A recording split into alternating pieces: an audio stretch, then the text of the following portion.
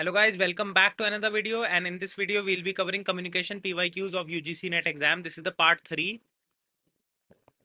Three है हमारी। तो जल्दी से, अगर आपने पहले दो पार्ट नहीं देखे तो फटाफट पहले आप वो देख के आओ ताकि आपको ये वाला पार्ट समझ में आए। तो जल्दी से स्टार्ट करते हैं। उससे पहले मैं आपको बता दूं कि we have started our offline batch for paper 1 and paper 2 UGC NET commerce and management. तो जिन बच्चों को ये ऑफलाइन कोचिंग चाहिए इस नंबर पे कॉल कर सकते हैं और वो हमारे इंस्टीट्यूट को ज्वाइन कर सकते हैं। तो उससे पहले अब हम चलते हैं क्वेश्चंस पे। क्वेश्चन जो हमारे कम्युनिकेशन के पूछे जा चुके हैं पेपर में। तो पहला तो क्वेश्चन ये था, spatial audio reproduction in classroom can reduce students. अब देखो, सबसे पहले तो आपको ये बता दूं कि स्पार्टियल ऑडियो होती क्या है। एक होती है ऑडियो। लेट्स सपोज आप यहाँ पे बैठे हो और आप लैपटॉप पे ये वीडियो देख रहे हो, ठीक है। Let's suppose this is your laptop and ये आप वीडियो देख रहे हो, मुझे देख पा रहे हो। तो या फोन से देख रहे हो, कुछ भी हो सकता है। तो आपके जो स्पीकर लगे होंगे लैपटॉप के, यहाँ पे लगे होंगे आगे, है ना। तो यहाँ से आगे से आपको नॉइज आ रही है, यानी कि सामने से आपको नॉइज आ रही है। तो ये तो सोर्स क्या हुआ, सामने से नॉइज आ रही है हमारे को या वॉइस आ रही है मेरी, ठीक है। स्पार्शल ऑडियो में क्या होता है, जहां पर लेट सपोज आप यहाँ पे बैठे हो और लेट सपोज आप मूवी थिएटर में या कहीं पे, यूजुअली ये मूवी हॉल्स वगैरह में होता है।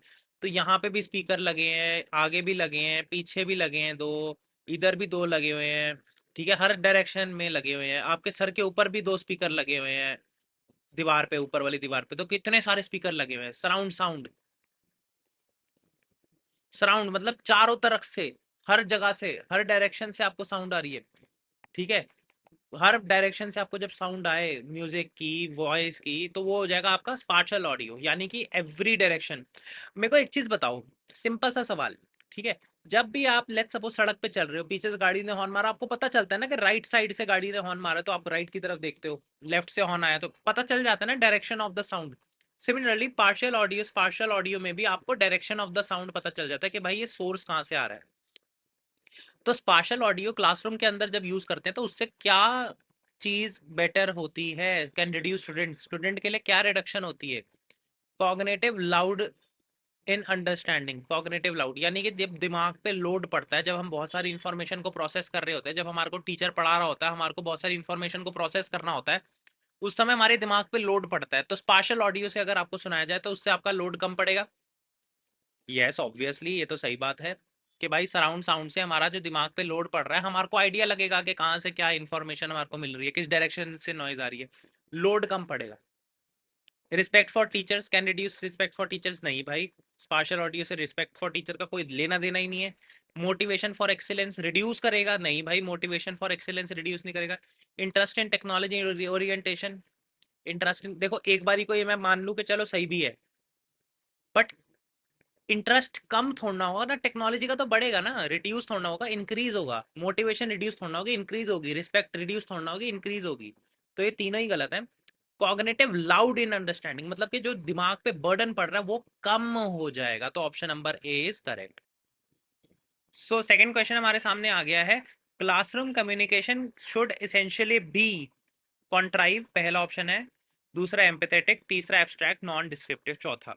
तो भाई एक एक करके इनको समझते हैं। क्लासरूम कम्युनिकेशन इसेंशियली बी, क्या क्या होना जरूरी है क्लासरूम कम्युनिकेशन में। कॉन्ट्राइव, नॉन रियलिस्टिक, इसका मतलब होता है नॉन रियलिस्टिक।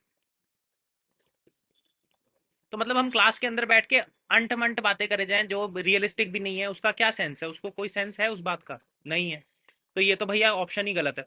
एम्पैथेटिक, एम्पैथेटिक मतलब दूसरे की समझ पाना, दूसरे का पक्ष समझ पाना, या दूसरा क्या कहना चाहता है उसको समझ पाना।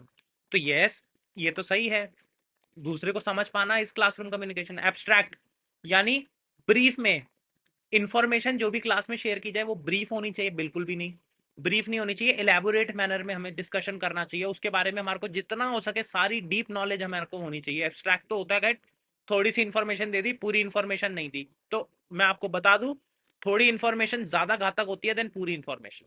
तो थोड़ी इंफॉर्मेशन से बेटर है ना, information is better than no some information, ठीक है। तो ये एब्स्ट्रैक्ट भी गलत हो गया। नॉन डिस्क्रिप्टिव यानी उसको डिस्क्राइब ही ना किया जा सके। भाई ऐसी इंफॉर्मेशन को जिसको डिस्क्राइब ही ना किया जा सके उसका क्या फायदा हुआ, नहीं हुआ। तो option number two is the correct option. चलो गाइस, थर्ड क्वेश्चन और फाइनल क्वेश्चन क्या कह रहा है हमारा।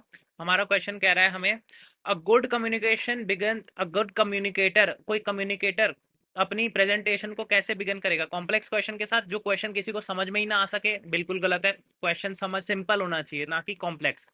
नॉन सेक्वेटर, नॉन सेक्वेटर का मतलब देखो, समझ लो क्या होता है यहाँ पे बच्चों। नॉन सेक्वेटर का मतलब होता है यहाँ पर कि जो हमारी पुरानी आर्ग्यूमेंट है या जो पहली आर्ग्यूमेंट थी उसको लॉजिकली ना समझा पाए, या लॉजिकल ना हो वो स्टेटमेंट। हमने कोई पहली स्टेटमेंट दी, उसको दूसरी स्टेटमेंट से हमने जस्टिफाई करने की कोशिश की, बट वो लॉजिकली नहीं लगी, तो नॉन सेक्वेटर भी गलत हो गया। रेपिटेटिव फेज, बार बार एक ही चीज, एक ही नारा लगाए जाओ, एक ही चीज बार बार बोले जाओ, रेपिटेटिव फेज। स्टार्टिंग में पहला वर्ड रेपिटेटिव नहीं होना चाहिए, it should be ice breaker. Ice breaker का क्या मतलब होना चाहिए भाई? आइस ब्रेकर यानी कि जो भी सब लोग जो भी काम कर रहे हैं सब छोड़ छाड़ के बस आपकी बात सुने।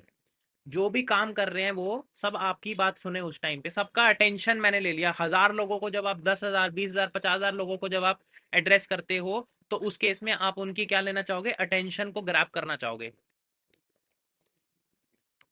अटेंशन को ग्रैब करना चाहोगे, और अटेंशन ग्रैब करने के लिए आपको क्या चाहिए? Ice breaker. अब देखो मोदी, जो हमारे प्राइम मिनिस्टर मोदी जी हैं, वो कैसे करते हैं अपना फर्स्ट स्टेटमेंट किया होता है, वो कनेक्ट करते हैं विद द ऑडियंस। वो चाहते हैं सब मेरे को सुने एक साथ, सब लोग मेरी तरफ देखें। क्या बोलते हैं? भाइयों और बहनों। तो पहली स्टेटमेंट क्या हो गई? या फिर दूसरा आजकल जो बोलते हैं वो, मेरे प्यारे देशवासियों, है ना? तो ये क्या आइस ब्रेकर है भाई? मैं अटेंशन मांग रहा हूँ आपसे, आप मेरे को देखो, आप मेरे को सुनो, आप मेरे से पूछो। This is what they want to do. Ice breaker, a good communicator starts his conversation with an ice breaker. Thank you so much guys for watching the video till the very end. I hope ये video आपको अच्छी लगी होगी, और अगर अच्छी लगी है तो please like the channel and subscribe also, and visit करो हमारे इंस्टीट्यूट में साउथ दिल्ली में, और इस नंबर पे कॉल करो for offline coaching. Thank you so much.